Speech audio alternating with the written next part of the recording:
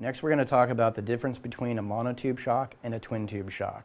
Now, every shock absorber offered by Bilstein for a light truck application is a monotube high-pressure gas shock. And here's the mechanical differences between the two. From the outside, you can see they look relatively similar. But as I start taking these apart, you'll notice they're actually rather different. When I pull out the guts of both of them, you'll see the monotube shock.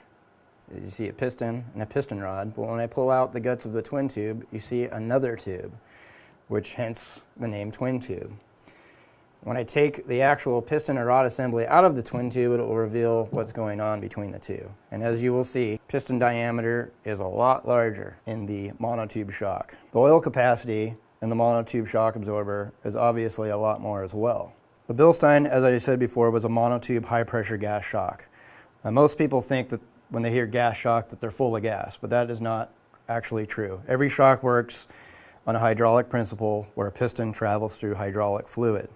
In a monotube shock, what Bilstein has created is a gas chamber and a dividing piston that separates the gas from the oil.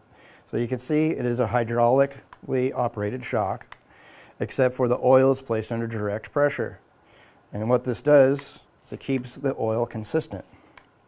Now, if I remove the pressure, this will demonstrate what's going on in a hydraulic twin tube damper.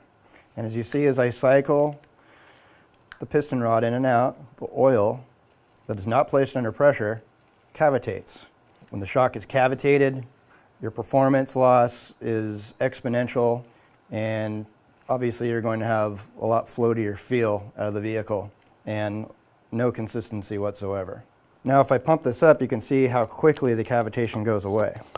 In this demonstration, when I'm using air, in the Bilstein shock absorbers, we use nitrogen gas. And you can see as I cycle it a few times, the air bubbles essentially go away.